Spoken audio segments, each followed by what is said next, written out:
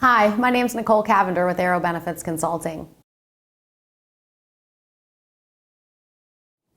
If you're considering offering employee benefits, you need to sit down and speak with a broker like myself in order to help make sense of all of the different regulations, administration options, as well as the implementation of the benefits.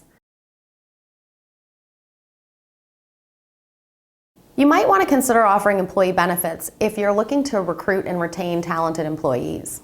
Or maybe you're looking to increase productivity. A third reason you might want to offer employee benefits is because you can make that dollar your employees take home worth more if you offer a pre-tax benefit and allow them to deduct the cost of their coverage through payroll. This can often increase savings not just for the employees, but for you as the employer as well. What's required for us to prepare costs and illustrate what your benefit package might look like? Oftentimes, employers will call me and say, I want to offer a plan like my competitor. And when we look at their competitor, they may not be an exact match up as it relates to their employee size or even location. So often when we're looking at making a strategy for an employer like that, we are asking that you give us the information that we need, which includes your geography and ownership structure so that we know what businesses you own if there's more than one, because this can often drive a strategy in a different direction. We ask for a complete census. This is nothing more than a list of all of your W-2 employees and letting us get some of our demographic information, their names, their dates of birth, dates of hire, their occupation and salary, as well as zip codes so that we know where we need to cover. We also need to make sure that we have the right plans in place for the employer. Are we writing a plan in Maryland, but you're actually a Delaware employer? You know, these kinds of things can often have unintended consequences if we're not aware of that. Or if you own other businesses and we're looking at you have employees in multiple businesses that belong under one plan. It's important that you give us all this information because then we can design a package that covers all of those bases and make sure that you have a plan that's easy to administer and easy to understand for your employees.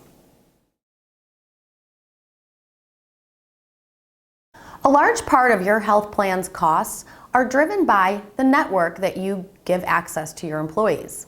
Networks are nothing more than the doctors or physicians that are willing to participate and accept payment from your insurance carrier. It's important to understand that if you only have employees located in a small regional area, you might be able to access lower cost plans that just cover your regional area. These are typically HMO or core benefit levels. Some of the insurance carriers will give names to these networks, and it's important you understand exactly what area of service that they cover. The second option that tends to provide you a little more choice is the point of service plan. Point of service plans are driven by where you're actually receiving the care. There can be caveats to how that works as well. So for instance, in our area, Care First has an Advantage plan. The Care First Advantage plans require that if you are located and seeking care in their little regional area, they want you to choose the HMO network and it would pay as in network. Great. But if you chose to leave our area, say go to Pennsylvania or another state, you would be able to access their national coverage. So they give you the access of regional and national access, dependent upon where you receive your care. That's a point of service plan. Now, the largest network access available is typically a nationwide PPO or preferred provider organization. These will give you coverage, obviously nationwide, to choose from any of the doctors that participate in that PPO network. Those plans tend to almost double the cost if compared to an HMO or regional access plan. However, there are specific times when one might need that type of access. It's important to discuss with your broker the types of employees you might be hiring, especially nowadays with the COVID and remote working. You may need or be hiring people out of your area that would need access to health insurance. Making sure that you have a plan that will meet their needs is a very important part of purchasing health insurance. Make sure that you review the network access with your broker or call me so I can help you review the network access so that your employees aren't caught off guard with a lot of out-of-pocket expenses that they aren't expecting.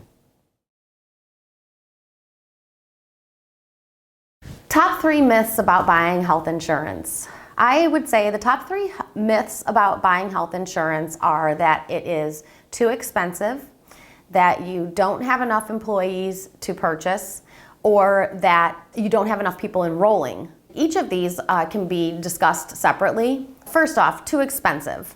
Likely the markets are very close if you were to buy on your own or if you're to buy through a group plan. But by buying through this group plan, you often get tax-advantaged abilities such as pre-taxing those premiums that you're charging your employees through your payroll at a pre-tax basis, which affords some savings. That savings typically makes up any cost difference between the individual market and the group market. The other thing that's very different is that you have the individual market has plans that may not be as rich in definitions, such as hospitalization benefits, versus a group plan that might have some more specific and controllable assumptions that you can make based on what they show paying out. So the plans may be slightly different between those markets, the cost is slightly different, but because of the arrangements and how those things are paid, it can ultimately really be a wash in the cost. The other thing that tends to keep people from purchasing or even looking at purchasing is they only have one employee. Well, typically the owner is also considered an employee. You don't need coverage. So you feel like you only have one person. That's all that's required. You only need one person to enroll for the carrier's criteria. So CareFirst will require at least one person to enroll in order for you to have a health plan. But there's also insurance law that oversees all of this. And what they say is that we have to have 2 unrelated employees working for a business. So if you as the owner is one employee and one employee, actual W-2 employee, went to offer or get coverage, you would qualify as a group because there's 2 of you. But only one of you needs to enroll, and that's just fine. We can still offer a health plan and accomplish that. There's some additional discussions around the expensive part of whether or not you should buy a health plan. Because expensive, if you're looking at the full cost, of course, small employers are given these quotes and they say, it's going to be $24,000 a year for your 2 people. Well, but you're not paying $24,000 a year for it. That's the rate. We're going to split that rate up and use contributions, which is what you choose to contribute as an employer to the cost of your health plan, to help scale out how much of this you actually can afford versus how much we can expect the employees to participate in. And so our whole focus is to make that process something that makes sense to you, that encourages enrollment in a consumer-driven plan that provides your employees the best chance at getting the most from their benefit package. If you're considering employee benefits, you need to employ a broker like myself to help you understand not only the lines of coverage and differences and benefit, but also the administration, compliance, and human resource management that needs to occur in conjunction with offering a health plan. Now, I don't want you to feel like this is a lot to take care of, because this is simply taken care of by employing the right partners to assist you. You do need to know and contribute to these conversations to build the best package for you, and you should be revisiting it each and every year. Our needs change, as do the needs of our employees, so we need to, as business owners, be mindful of what that looks like and engaging these folks so that they have a say in what is valuable to them as a benefit. There is nothing worse as an employer than spending a lot of money on something that no one finds any value or return from. Take a minute to engage with us and discuss your current situation to see if you're offering the right benefit package for your demographics.